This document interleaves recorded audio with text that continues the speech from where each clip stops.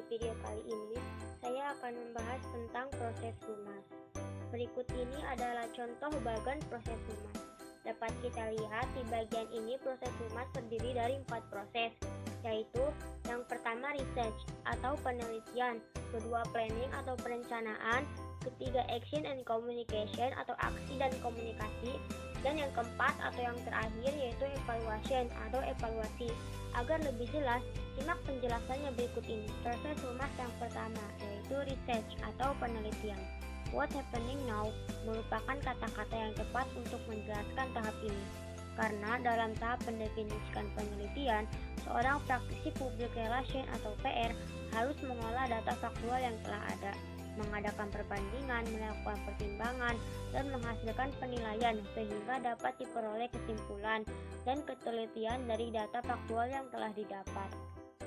Jadi, dalam pengumpulan data dan fakta, ia perlu memantau dan membaca tentang pengertian, opini, sikap, dan perilaku orang-orang yang berkepentingan dan terpengaruhi oleh tindakan perusahaan. Proses PR tidak sesederhana pengumpulan data dan fakta saja, namun juga harus mengedepankan pengolahan, penelitian, pengklasifikasian, dan penyusunan data sedemikian rupa, sehingga memudahkan pemecahan masalah nantinya.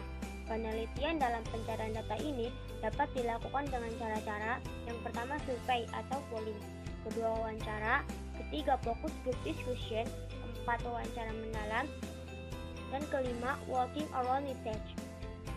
Proses rumas yang kedua yaitu planning atau perencanaan. Kata kunci dari tahap ini adalah what should we do and why.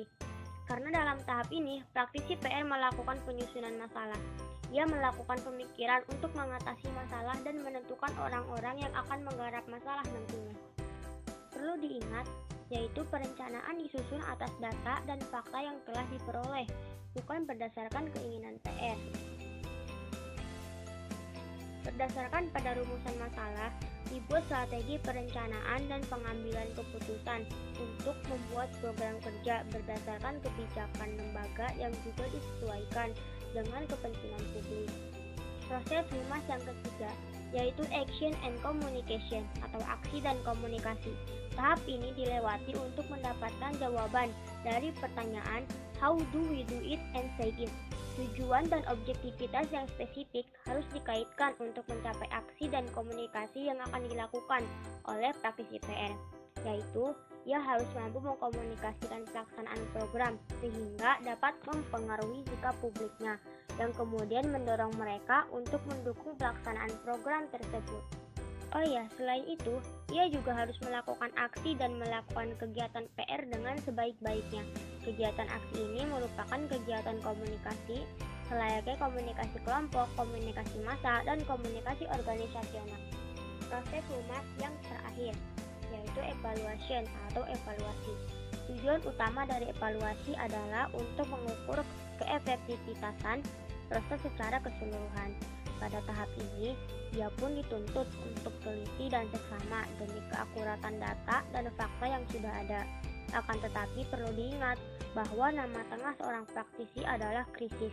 Oleh karena itu, setelah selesai suatu masalah, tidak menutup kemungkinan untuk mendapatkan masalah baru lagi. Dengan demikian, tahap ini juga sebagai acuan dalam perencanaan di masa mendatang. Singkat kata, how did we do menjadi acuan dalam tahap ini.